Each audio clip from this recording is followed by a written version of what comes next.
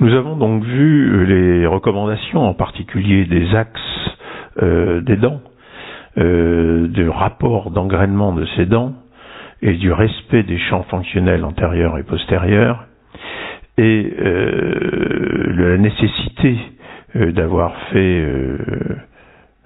étudié en position de relation dite centrée, que je préfère appeler la relation mandibulo-mandibulaire des références. Toutes ces recommandations doivent, de toute façon, en clinique, pouvoir être évaluées sur des modèles, et pour ça, il faut pouvoir en faire le diagnostic et vérifier si l'équilibrage est possible. Nous allons donc voir maintenant quels sont les moyens pouvant être utilisés en clinique. Les moyens, ils sont utilisés dans 3 étapes. La première étape sera l'obtention et ensuite l'enregistrement de la relation mandibulo-maxillaire de référence.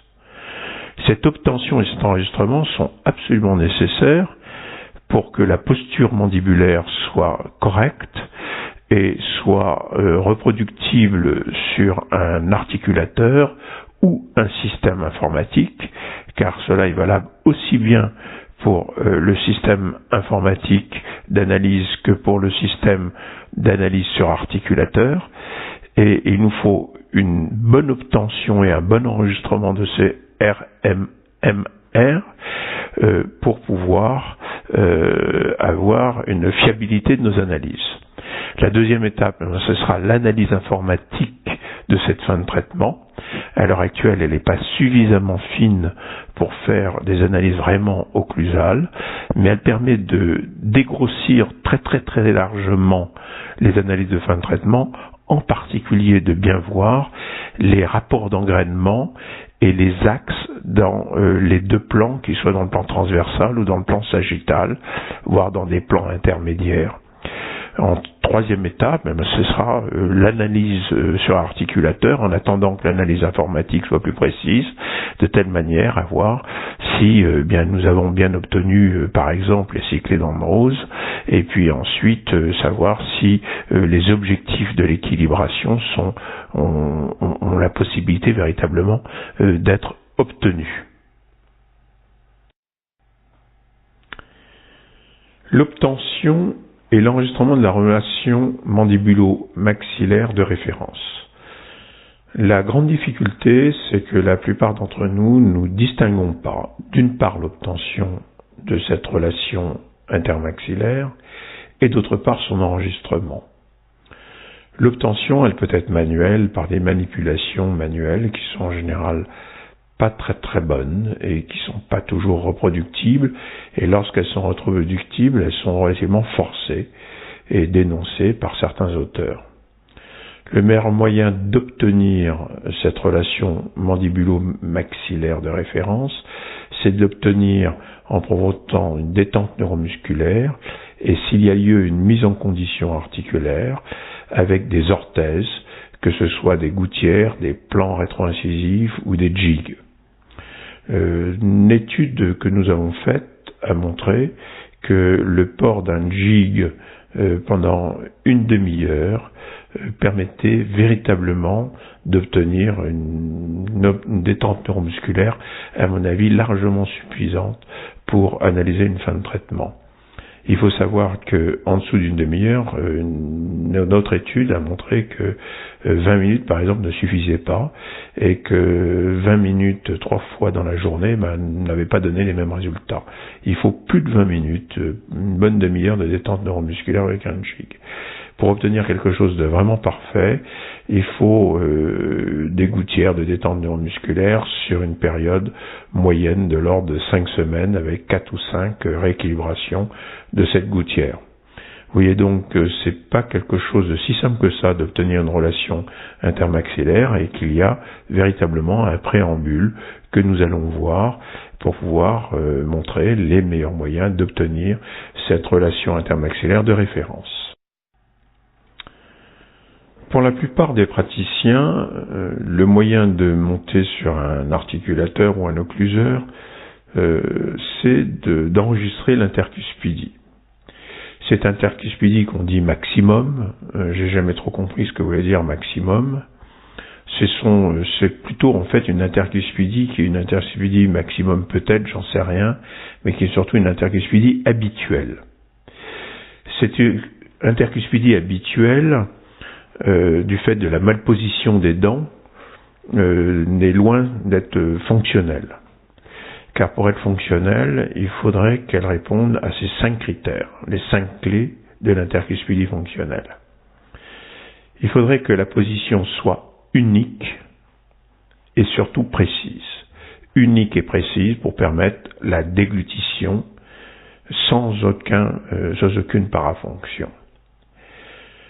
Le deuxième critère, la deuxième clé, c'est la répartition des charges occlusales qui doivent être sur les prémolaires et les molaires et en aucun cas sur le groupe incisivo-canin où il ne doit pas y avoir aucune pression.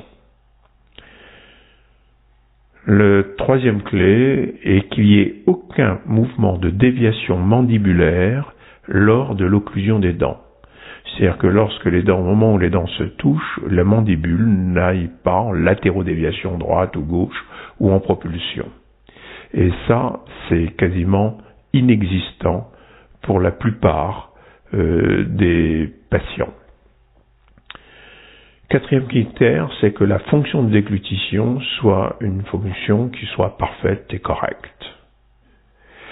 Et le dernier critère, c'est que cette occlusion en intercuspidie coïncide avec la relation mandibulo-maxillaire de référence, c'est-à-dire une relation telle qu'il n'y ait aucune contrainte neuromusculaire ou articulaire. Voyons comment nous pouvons définir cette relation mandibulo-maxillaire de référence. Peut-être la relation dite centrée des anciens, mais je ne sais pas. Il y a plus de 20 définitions de la relation dite centrée, ce qui veut dire qu'en aucun cas elle n'est vraiment définie, et en aucun cas elle ne peut servir de référence. Personnellement, je donnerais 5 critères pour qu'on ait une bonne relation mandibulo-maxillaire qui permettent d'être de référence et qui permettent de faire une analyse occlusale qui soit correcte ou une analyse de fin de traitement qui soit correcte. 5 clés encore. 1. Les dimensions verticales de repos et d'occlusion doivent être correctes. 2. La posture mandibulaire doit être symétrique. 3. Il doit y avoir aucune contrainte articulaire. Il ne doit y avoir aucune contrainte neuromusculaire. Et beaucoup plus difficile encore à évaluer, le champ fonctionnel, qu'il soit antérieur ou postérieur, doit être respecté. Nous allons voir comment nous pouvons évaluer, obtenir cette relation mandibulo-maxillaire de référence. Donc, comment obtenir et enregistrer cette relation mandibulo-maxillaire de référence? Le problème, c'est que la clinique montre que dans la grande majorité des cas, il y a une déviation mandibulaire par évitement due à 1, 2, rarement, mais cela existe, 3 points de contact des flecteurs. Et cela serait rien, car il suffirait de donner 1 ou 2 petits coups de fraise qui soient vraiment pas invasifs pour supprimer cette déviation mandibulaire, mais encore faut-il trouver ces contacts des flecteurs. Et comment les trouver? Comment savoir aussi si les 5 clés de l'intercuspidie fonctionnelle et les 5 clés de la relation mandibulaire, de la relation mandibulo-maxillaire de référence sont respectées? Bien, le seul moyen, c'est de savoir vérifier qu'il y ait une absence de contrainte neuromusculaire, savoir vérifier qu'il y ait une absence de contrainte articulaire, et savoir si la présence de pathologie nécessite ou pas une mise en condition neuromusculaire et articulaire, et savoir parfaitement réévaluer les cyclés de l'analyse occlusale que nous allons voir. Pour ma part, la détente neuromusculaire ne peut être obtenue que par une orthèse, dite de type SLT. C'est une gouttière faite un peu à ma façon, et ceci quelque chose que j'utilise maintenant depuis plus de 20 ans, largement plus de 20 ans. Cette gouttière doit être conçue d'une manière très particulière et très spécifique. Elle doit être semi-rigide. Elle doit avoir une absence de bandeau vestibulaire. Elle doit avoir une face occlusale qui soit non polie et qui soit la plus fine possible. Elle doit avoir des contacts occluso-répartis, sauf sur les 17 et 27 où il n'y a jamais de contact. Les contacts occlusos doivent être généralisés et libres en dynamique. Cette gouttière réalisée de cette façon est équilibrée tous les 8 jours sur un fauteuil en position semi-allongée, suivant un protocole parfaitement défini. Ce moyen permet d'obtenir en moyenne, sur 5 ou 6 semaines en cas de non-pathologie avérée, une détente neuromusculaire qui permettra un enregistrement de la relation intermaxillaire ou mandibulo-maxillaire de référence.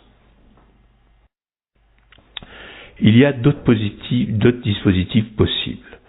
Des jigs industriels, bien qu'un peu épais, permettent en une demi-heure d'obtenir une détente neuromusculaire suffisante pour avoir un bon enregistrement de la relation mandibulo-maxillaire de référence. Encore faut-il qu'il n'y ait aucune contrainte articulaire, aucune pathologie articulaire. On peut aussi réaliser ce jig industriel, on peut le réaliser avec un morceau de cire Moïco replié en 2 ou 3 fois ou 4 fois sur lui-même jusqu'à ce qu'il y ait une inocclusion postérieure et parfaitement refroidi pour être suffisamment dur pour avoir un réflexe de détente neuromusculaire. Il y a aussi encore une autre possibilité, c'est de faire un thermoformage d'une gouttière supérieure permettant d'avoir un plan rétro-incisif au maxillaire. Ce plan rétro-incisif provoquera lui aussi une détente neuromusculaire, pourra être porté par le patient alors qu'un jig ne peut pas être porté par un patient la nuit car il est trop petit et pourrait être inhalé. Le plan rétro-incisif qui fait plus de 3 cm et demi sous forme d'une gouttière et d'un plan rétro-incisif permet d'être porté la nuit et permet lui aussi d'obtenir une détente neuromusculaire correcte à condition de ne pas avoir de contrainte articulaire, de ne pas avoir de pathologie articulaire. L'intérêt de cette gouttière et ce plateau rétro-incisif permettra ensuite d'obtenir un enregistrement beaucoup plus aisé. En cas de petit ou grand désordre articulaire, il faudra avoir à ce moment-là la possibilité d'une mise en condition de ces articulations-là. Nous savons que les auteurs distinguent des désordres qui sont réversibles de désordres irréversibles. Le désordre réversible ou irréversible tient simplement au fait que le petit clic, le petit ressaut existe immédiatement ou pas lors de l'ouverture de la bouche et donc il peut être la position du ménisque peut être récupérée. Dans le cas où on a la possibilité de mettre en condition une articulation, eh bien pour ma part j'utilise des émigoutières de mise en condition articulaire qui sont portées pendant 9 mois voire beaucoup plus dans certains cas et qui vont faire que effectivement je vais pouvoir valider à long terme, à moyen terme et parfois à long terme, valider une nouvelle position mandibulaire telle qu'il n'y ait pas de contrainte articulaire. Lorsqu'il y a des tout petits désordres, le seul fait d'une gouttière de détente neuromusculaire, portée là aussi pendant 8-9 mois suffit, Mais à partir du moment où on veut recapter un ménisque en partie ou totalement, c'est-à-dire qu'on veut véritablement obtenir une amélioration d'un ressaut ou de craquement articulaire ou de choses de ce genre-là, il va falloir travailler différemment et utiliser pour moi ces émigoutières. Le but de toute mise en condition articulaire n'est pas forcément un recaptage méniscal, c'est essentiellement pour moi le fait que je n'ai aucune contrainte articulaire et que à partir de ce moment-là, je vais permettre une pseudo-cicatrisation, une cicatrisation de l'ATM qui fasse que la position soit acceptable et que le patient puisse vivre normalement, le pire étant le fait qu'il y ait un ressaut, mais sans aucun bruit, qui soit pas brutal et qui permette au patient de vivre dans cette position. Ceci doit être fait partie d'une étude particulière et doit être parfaitement connu. C'est pas quelque chose qu'on peut improviser. On peut s'aider de radio, mais il y a aussi un examen très particulier qui permet de vérifier si ce qu'on a obtenu comme mise en condition est acceptable ou pas. On voit par exemple ici dans ce cas clinique qu'il y avait des remodelages articulaires et que les couronnes les prothèses avaient été tellement mal faites qu'il y avait une perte de DV absolument énorme et qu'après port d'à peu près plus d'1 an d'émigoutière, on peut s'apercevoir que le surplomb vertical incisivo canin en fait n'est pas du tout celui qui aurait pu être analysé comme étant bon. Non, il était largement beaucoup plus marqué du fait de la perte de dimension verticale. Et c'est le port de ces émigoutières pendant une longue durée qui a permis de voir quelle était la bonne dimension verticale du patient, qui a permis de ne plus avoir de troubles qui gênent le patient au niveau de ses articulations et qui a permis d'avoir une certaine cicatrisation des ATM du patient. On s'aperçoit à ce moment-là que le rapport interincisif en haut et maxillaire et mandibulaire est tel qu'il était bien moins dangereux avec une bonne dimension verticale, puisqu'il a pu être accepté et que les prothèses ont pu être réalisées avec cet angle interincisif et ce rapport interincisif. Nous verrons ensuite, et maintenant nous allons voir qu'après avoir obtenu la relation intermaxillaire mandibulo-maxillaire de référence, nous allons pouvoir maintenant l'enregistrer. Cet enregistrement, effectivement, n'intervient qu'après l'obtention de la relation mandibulo-maxillaire de référence. Une donnée importante permettant de comprendre comment on peut se faire un enregistrement de la relation mandibulo-maxillaire de référence est le fait que les contacts proprioceptifs ont une conduction de l'ordre de 800 km/h, c'est-à-dire des choses de très très rapides, de très immédiats, de très intenses au niveau cérébral, au niveau des centres centraux, et alors que les voies extéroceptives ont une conduction de l'ordre de 5 km/h simplement. Ce qui veut dire que le signal ne va pas arriver de la même façon au cerveau que les contacts proprioceptifs. Et il va falloir donc jongler avec la qualité de ces contacts proprioceptifs et la qualité de ces contacts extéroceptifs pour pouvoir obtenir et enregistrer une relation intermaxillaire qui soit vraiment correcte. Nous voyons ici donc le montage articulaire du modèle maxillaire. Pour ma part, il se fera systématiquement avec un arc facial, pour la raison simple et unique, c'est que la fourchette a une position parfaitement définie suivant 2 plans, qui est le plan de symétrie qu'on voit ici en vert, et le plan de Francfort que l'on voit ici en rouge, et que cette fourchette étant parfaitement, la position de cette fourchette dans la bouche étant parfaitement définie suivant ces 2 plans-là, L'arc facial enregistre la position de cette fourchette suivant ces deux plans-là, puisque l'arc facial a aussi un plan de Francfort et a aussi un plan de symétrie. Eh bien, la fourchette sera sur l'articulateur, là aussi dans la même position, suivant le plan de symétrie et le plan de Francfort.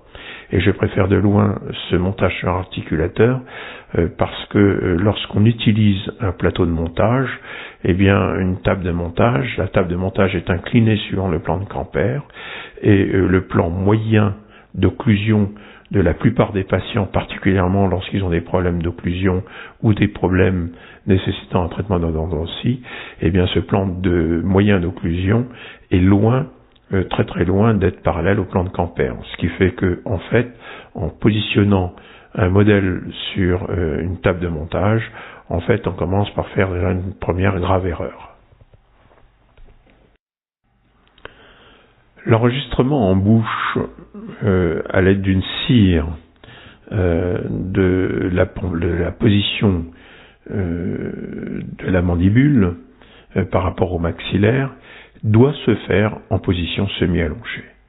En position semi-allongée, il y a une détente de la plupart des gros muscles du dos, de tout l'ensemble du corps, qui fait que nous avons à ce moment-là une position qui est beaucoup plus acceptable qu'en position assise, où en position assise, il y a la nécessité pour le corps de faire fournir un travail pour être dans la position la plus orthostatique possible. Alors il est vrai qu'autrefois, on proposait cette position orthostatique parce que on pensait que les muscles étaient en parfaite détente neuromusculaire, les articulations étaient en parfaite, là aussi, sans aucune contrainte, et qui fait que le patient est en position orthostatique, on avait la meilleure position possible. En fait, les différentes études récentes ont montré que la position semi-allongée permettait véritablement d'obtenir de quelque chose de beaucoup plus reproductible et d'obtenir une meilleure détente de notre patient. Le petit procès fait de la gravité qui emmène la mandibule en arrière est quelque chose qui est visiblement anodin et qui n'apparaît pas. C'est pas quelque chose qui nous est apparu dans les différentes études que nous avons pu faire. Dernièrement, nous avons fait pas mal d'études sur ce type de problème-là et nous n'avons jamais vérifié que la gravité avait emmené la mandibule en arrière. Au contraire. Donc le patient étant positionné en position semi-allongée, il est très important qu'il y ait un contact antérieur sur quelque chose de dur, permettant d'obtenir une parfaite position de la mandibule. Effectivement, les dents antérieures sont des dents qui sont particulièrement sensibles et qui vont permettre un réflexe de détente neuromusculaire et qui vont permettre un bon positionnement de la mandibule. À partir du moment où on a des contacts postérieurs, automatiquement il va y avoir des réflexes de mastication. Et ces réflexes de mastication vont faire que les têtes de condyle vont se trouver chez quelqu'un qui a un réflexe de serrer les dents beaucoup trop hautes, ou chez quelqu'un qui veut éviter l'obstacle entre les dents beaucoup trop bas. Le fait d'avoir un contact antérieur permet de ne pas avoir ce réflexe d'élévation, d'abaissement des ATM. Par contre, ce qui est intéressant, c'est que le contact antérieur soit pas unique, qu'il y en ait plusieurs, ou qu'il y en ait au moins deux au niveau des deux canines, qui permettent d'avoir cet axe jaune qu'on voit sur la diapositive, et qui va permettre une montée des têtes de condyle, enfin pas une montée, mais une coaptation symétrique des ATM, sans aucune contrainte.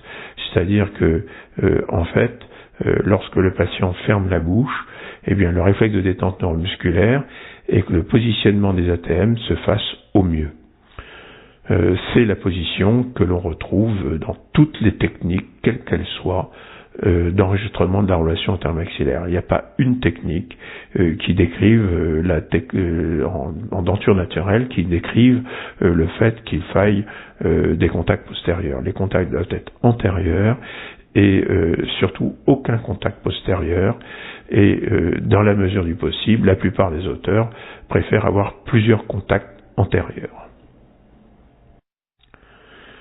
Pour ma part, lors de l'enregistrement de la relation mandibulo-maxillaire de référence, si j'utilise une technique de cire, À ce moment-là, j'obtiendrai avec une cire Mohico qui sera parfaitement rigide ensuite.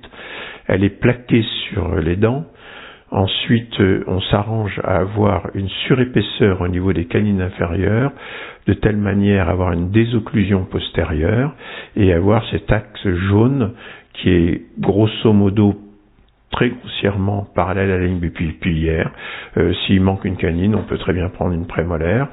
À ce moment-là, on se retrouve donc avec un appui antérieur, comme nous l'avons signalé précédemment. La cire est parfaitement refroidie, elle doit être dure. Le patient est laissé quelques minutes s'il n'y a pas eu de jig, s'il n'y a eu aucune méthode de détente neuromusculaire. Là, on peut éventuellement s'en servir comme un jig, mais il faut laisser le patient au moins une demi-heure sur le fauteuil. C'est pour ça que je crois qu'il est quand même mieux que le patient fasse son travail avec une orthèse qu'il a chez lui.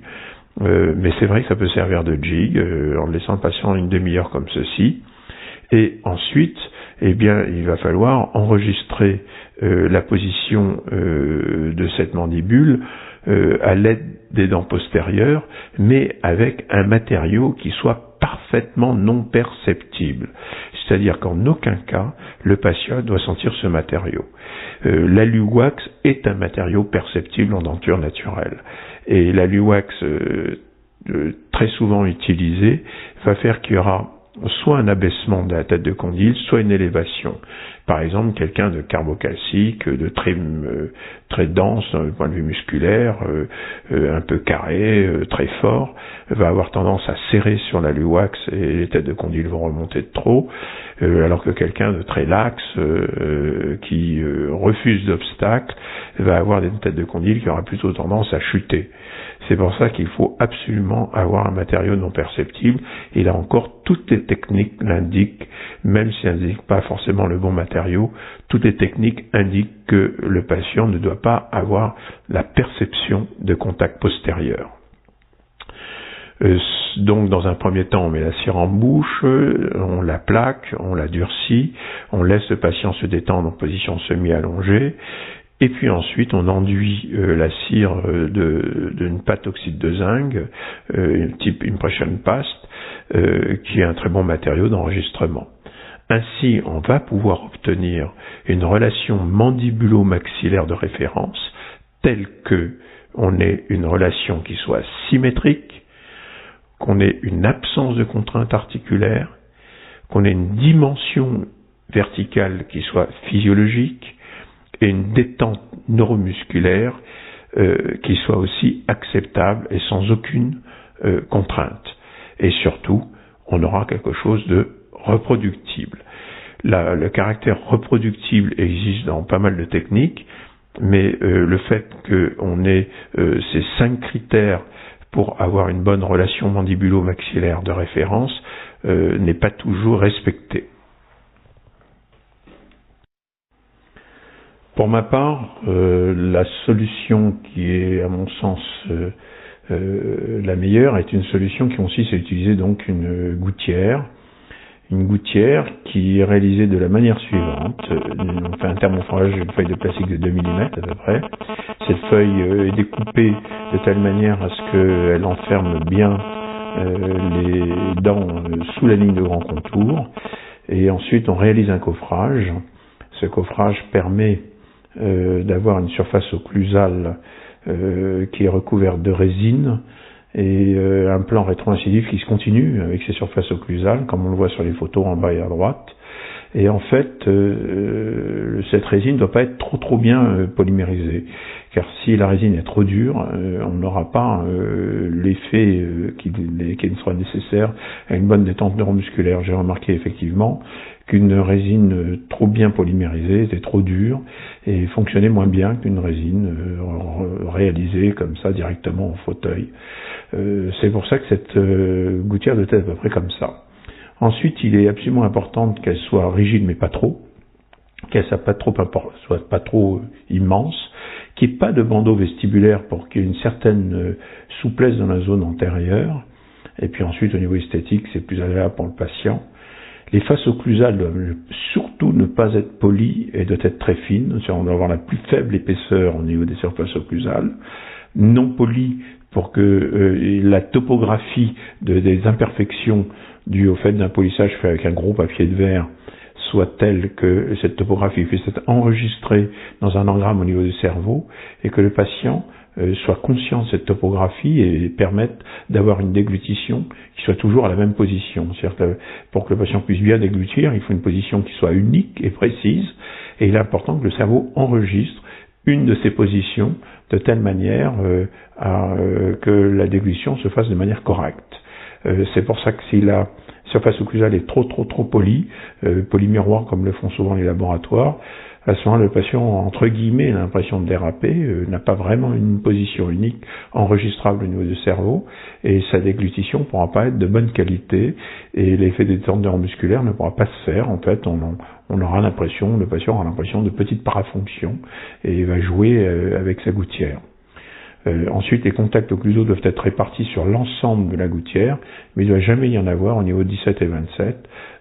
J'ai remarqué, en fait, effectivement, que lorsque je n'avais pas de contact au niveau 17 et 27, j'avais de meilleurs résultats. Ces contacts généraux doivent être généralisés et libres en dynamique, de telle manière que le patient ne soit pas gêné, ne soit pas enclavé au niveau de son occlusion. Ce type de gouttière a bien été mis au point maintenant il y a beaucoup plus de 20 ans. Il y a eu plus de 1000 ou 2000 gouttières qui ont été faites de ce genre-là, puisque depuis 1991, l'ordinateur nous en annonce 974, et que j'ai commencé largement avant les années 80. Donc c'est des gouttières que j'utilise depuis très longtemps. Et ce sont les patients et un caractère empirique qui m'ont permis de les réaliser et de les faire ainsi et qu'elles fonctionnent bien. Les gouttières sont placées en bouche à un premier rendez-vous. Ensuite, ces gouttières sont équilibrées à 8 jours d'intervalle. En général, ces gouttières, au bout de 4 ou 5 fois, 4 ou 5 équilibrations, eh bien, à un moment donné, il n'y a plus besoin de les équilibrer. C'est-à-dire que le patient revient et on obtient des contacts partout. Le patient est bien sur sa gouttière. Il ne présente plus de tension neuromusculaire au niveau des palpations. Il n'y a pas évidemment de pathologie articulaire, de craquement, de claquement, etc. gênant. S'il y avait le moindre petit problème au niveau articulaire, cette gouttière sera à ce moment-là portée pendant plusieurs mois, en général de 6 à 8, 9 mois. Par contre, s'il n'y a aucun problème articulaire, en 5 semaines, on obtient une absence de contrainte neuromusculaire qui va faire que on va pouvoir enregistrer la relation mandibulo-maxillaire de référence. Donc la gouttière, on voit sur cette diapositive cette gouttière qui a été équilibrée, qui est en cours d'équilibration. On s'aperçoit qu'il peut même y avoir par endroits qu'elle peut être perforée. Du moment que les perforations sont telles qu'il n'y a pas de contact entre les dents du haut et les dents du bas, et qu'il ne peut pas y avoir donc de réflexe et de manœuvre d'évitement. Plus cette gouttière est fine, plus l'espace libre n'aura pas été touché, enfin n'aura pas été diminué. Donc ça c'est une chose très importante. Et on peut remarquer sur cette gouttière que effectivement les points sont relativement bien répartis. Par contre qu'il existe des contacts au niveau des 7, et ben ces contacts vont être meulés. Là donc je répète, les impératifs, c'est que l'orthèse soit la plus fine possible, jamais de contact au niveau des 7, qu'elle soit semi-rigide, et la face occlusale soit surtout non polie. Le patient ayant porté cette gouttière 4, 5, 6 semaines, à 8 jours d'intervalle, nous n'avons pas eu de retouche à faire sur cette gouttière. Nous avons donc un patient qui est parfaitement en bonne position sur cette gouttière. On a donc une orthèse parfaitement équilibrée. Le patient est en position semi-allongée sur le fauteuil. Nous allons faire un premier enregistrement avec l'impression pass, qui est un matériau non perceptible et qui a été mis sur la gouttière sèche et puis ensuite en bouche, et on obtient un premier enregistrement. On va monter sur l'articulateur grâce à cette gouttière et cet enregistrement. C'est donc un moyen d'obtenir et ensuite grâce à l'oxyde de zinc d'enregistrer la relation mandibulo-maxillaire de référence, et nous allons conforter et vérifier que nous avons fait un bon enregistrement à 8 jours d'intervalle, c'est-à-dire que 8 jours ou 15 jours après, en revoyant le patient, nous allons remonter, faire un deuxième montage sur l'articulateur, et vérifier que nous avons bien 2 fois la même chose, et nous avons bien donc quelque chose de reproductible. Ainsi, nous sommes sûrs d'avoir une position symétrique, nous sommes sûrs d'avoir une absence de contrainte articulaire, une absence de contrainte neuromusculaire. Nous sommes très proches de la dimension verticale, qui est une dimension verticale physiologique, et nous avons le 5e critère, qui est la reproductibilité. Nous avons quelque chose de reproductible à 8 jours ou 15 jours d'intervalle, sans intervention de l'opérateur. Donc c'est une méthode qui est parfaitement objective, et c'est la méthode que j'utilise systématiquement pour tous mes cas de prothèse et pour tous les cas d'occlusion ou de pathologie occlusale nécessitant un traitement, etc. C'est une solution aussi que j'utilise pour tous les patients qui me sont envoyés en orthodontie pour faire une analyse occlusale et éventuellement faire un équilibrage occlusal si cela est nécessaire. Il reste une dernière technique que je montre et en fait qui n'a aucune raison d'exister en orthodontie, mais qui peut exister dans d'autres disciplines comme en prothèse ou en occlusodontie pure, c'est qu'une fois que le patient a une occlusion équilibrée sur ses dents, c'est-à-dire qu'il a été parfaitement traité, qu'on a éliminé les contacts déflecteurs, etc., mais à ce moment-là, on peut effectivement réaliser un mordu, mais un mordu un peu particulier qu'on va appeler une cire percée, c'est-à-dire qu'on va enregistrer une intercuspidie, et cette intercuspidie n'a lieu d'exister que si cet enregistrement n'a lieu d'exister que si l'intercuspidie coïncide avec la relation mandibulo-maxillaire de référence, c'est-à-dire que le traitement en fait a été réalisé. Que le patient revienne par exemple 2 ans, 3 ans, 4 ans après pour pouvoir faire un inlay ou une couronne ou une chose de ce genre-là. Donc en aucun cas c'est un moyen d'analyse de l'occlusion, en aucun cas c'est un moyen qui peut être utilisé en orthodontie parce que l'intercuspidie du patient est une intercuspidie qui est habituelle, mais qui est certainement pas une intercuspidie de référence.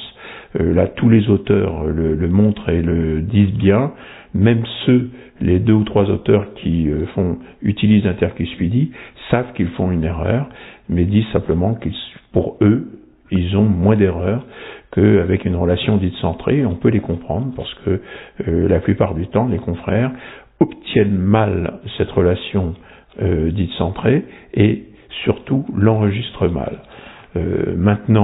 Depuis quelques années, les auteurs ont montré que si on faisait une déprogrammation, donc il y avait une absence de contrainte articulaire, une absence de contrainte neuromusculaire, eh bien la relation dite centrée, que je préfère appeler la relation mandibulo-maxillaire de référence, devient quelque chose qui est tout à fait acceptable pour pouvoir faire une analyse occlusale, pour pouvoir réorganiser l'occlusion de telle manière à ce qu'il n'y ait aucune contrainte articulaire et neuromusculaire. Donc en aucun cas, cette technique dite de la cire percée, à mon sens, ne peut avoir d'utilité en orthodontie.